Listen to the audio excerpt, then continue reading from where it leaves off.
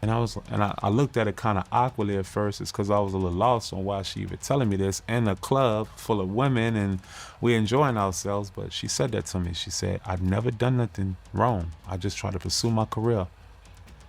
And a couple years later, she sued him. To the charges, there's nothing that the government said in their presentation today that changes anyone's mind about anything. We believe in him wholeheartedly.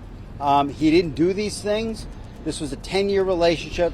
There's no coercion. There's no crime. Did Cassie really consent? The truth behind the infamous freak-off tapes for a while now, Diddy and his legal team have stood firm, claiming that Cassie was a willing participant in the so-called freak-off tapes. They argue there was no coercion involved and have even requested copies of the footage Cassie submitted to the feds. But here's the twist. The government is refusing to hand over the evidence. That secrecy alone has raised eyebrows, leaving many wondering, what are they hiding? Adding fuel to the fire, Judge Aaron Siberian just dropped a bombshell ruling that's got the internet questioning everything. Could this mean Cassie wasn't entirely truthful about what went down? Buckle up, because this tea might just flip the entire script. The allegations against Diddy, according to reports, Diddy is accused of orchestrating a disturbing pattern of coercion, including kidnapping women and forcing them into questionable activities, sometimes allegedly involving firearms and threats of violence. The indictment further claims he hired male workers and arranged for their transportation across state lines or even internationally. The women involved were allegedly given drugs like ketamine, ecstasy, and GHB, often requiring IV fluids afterward to recover. Diddy's lawyer, Mark Agnifilo, has aggressively pushed back against these claims. He demanded that the feds show the evidence, and after viewing the tapes, he came out swinging. His statement? The videos don't show Diddy committing any crimes. If that's true, then what exactly is the prosecution holding onto? Diddy's legal team fires back in a letter to the judge. Agnifilo stated, contrary to what the government has led the court and the public to believe, the so-called freak-offs were private activities between consenting adults in a long-term relationship. Like many Americans, they sometimes film their sexual encounters in private.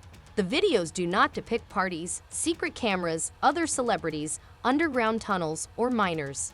He then doubled down on defending Diddy, claiming the case hinges on whether Cassie was a willing participant in her private life with the music mogul.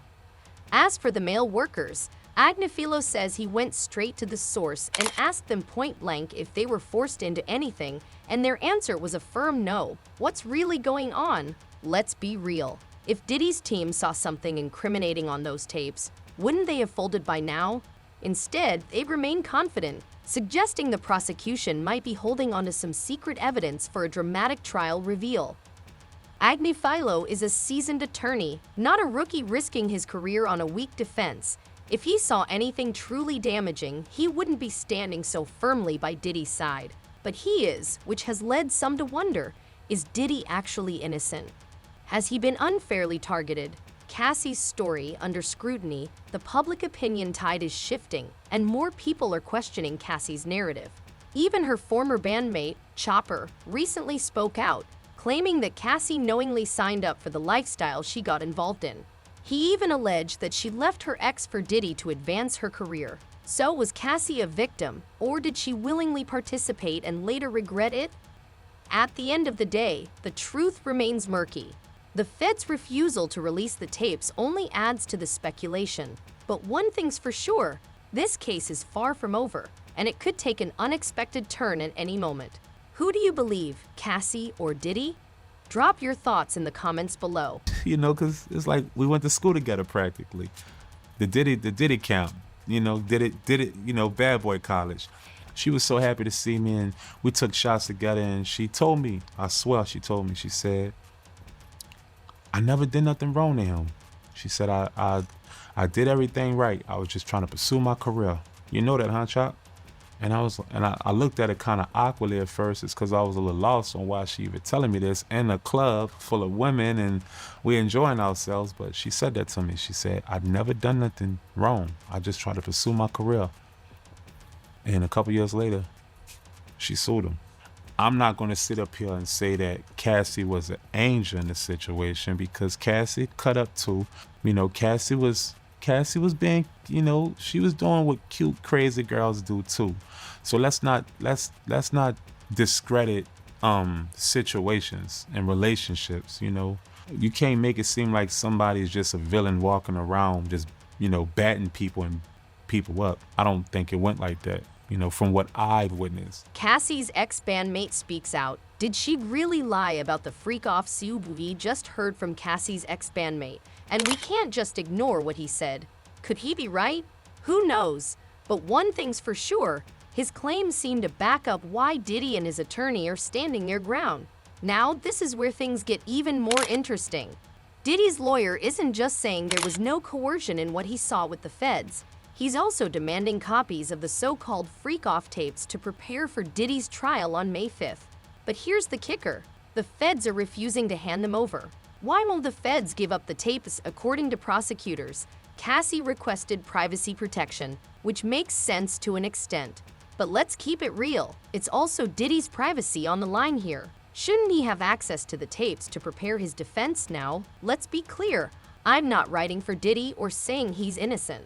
The allegations against him are serious, but some people are saying he has a valid point here, and it's exactly why more supporters are starting to rally behind him. The judge's bombshell decision, the turning point? Judge Subramanian just made a major ruling that denied Diddy and his lawyers access to the tapes. And let's not forget, the judge is working with the feds. Here's what he said. Defendant's motion to amend the protective order is denied without prejudice. Prosecutors argue that handing over the tapes could put Cassie and other alleged victims at risk.